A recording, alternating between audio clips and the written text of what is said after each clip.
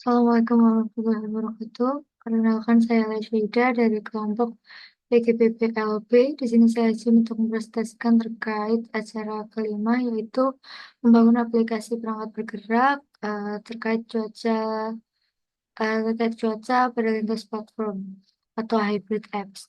Sebelumnya saya akan menjelaskan terlebih dahulu terkait Ionic Framework.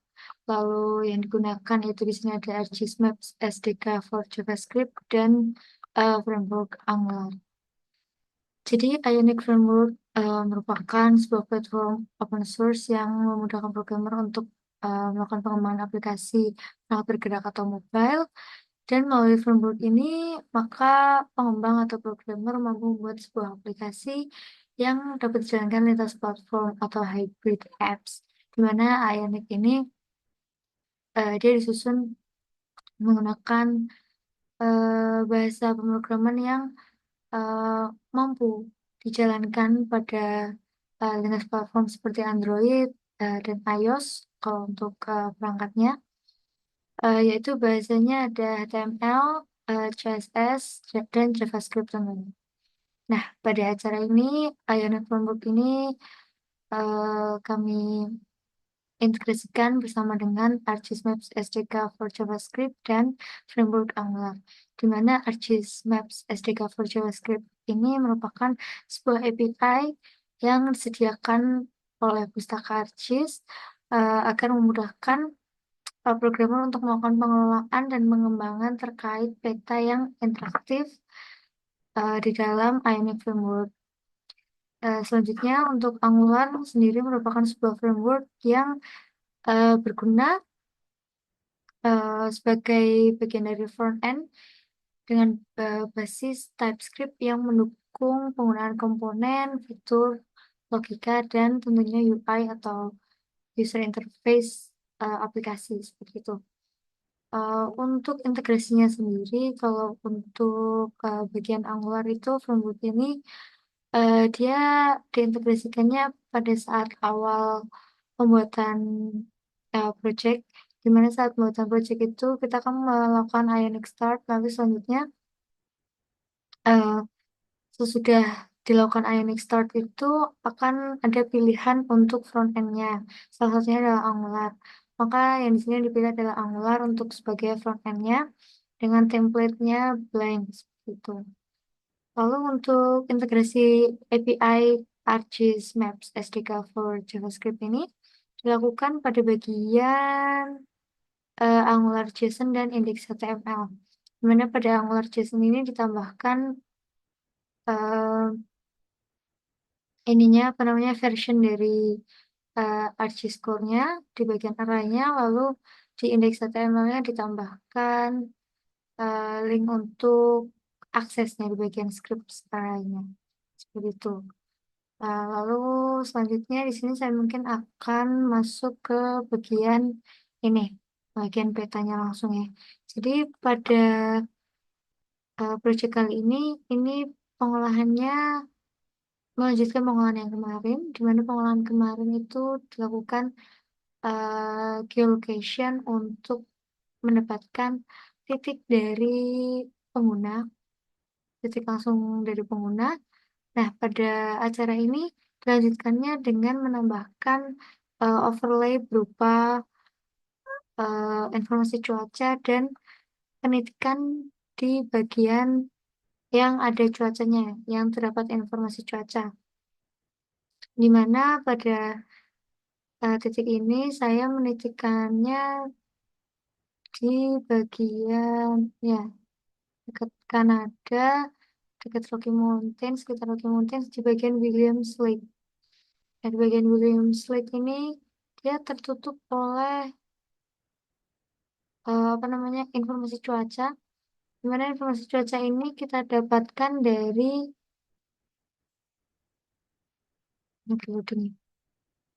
Di mana informasi cuaca ini kita dapatkan dari image server. Di mana dari image server ini dia merupakan sebuah eh, apa tautan yang memberikan overlay data citra cuaca yang diaksesnya melalui request URL lalu bisa di overlay dari base map yang ada seperti itu. Nah, di sini berarti pengecekannya ada dua. Yang pertama ada di lokasi saya sekarang, lalu yang kedua ada di bagian Williams Lake yang tertutup oleh cuaca, informasi cuaca seperti itu. Mungkin saya akan jelaskan sedikit terkait script yang digunakan. Saya akan share screen dulu untuk scriptnya. Nah, saya akan jelaskan dari homepage ini dulu. Nah, di homepage ini saya ada biasa ya toolbar. Lalu di samping toolbar saya tambahkan drop down base map dengan variasi base map sebanyak 5 base map. Di sini ada topographic, street, satellite, hybrid, dan dark gray. Nah, ini apa namanya? Bentuknya button, lalu bisa di adjust penggunaan base mapnya. Nah, ini penggunaan base map ini diaplikasikan di dalam homepage TS. Dalam homepage TS diinisialisasikan bagian base mapnya ini. Initial smart map, base map, string, base map, di mana isi base map itu ada 5 ini. Seperti itu. Nah, untuk sedikit menjelaskan terkait script, mungkin di sini saya ada script untuk memanggil lokasi pengguna yang awalnya pakai geolocation, sekarang pakai user location on map. Di mana user location on map ini gunanya sama seperti geolocation kemarin, di mana dia mendapatkan current location dari pengguna, lalu ditampilkan dalam peta bentuk latitude dan longitude, lalu disimbolisasikan. Nah, gimana simbolisasinya? Warnanya saya samakan seperti yang kemarin, orange. Lalu ini yang kedua, untuk menambahkan ini poin yang ada di Williams Lake, ini manual ya ditambahkannya untuk latitude dan longitude-nya. Nah, hal ini bagian permintaan dari image server melalui weather service URL seperti itu.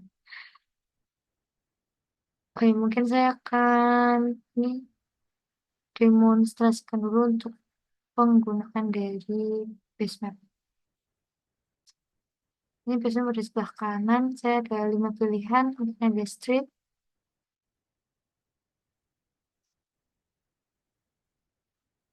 Nah, ini kalau di satelit, ada hybrid,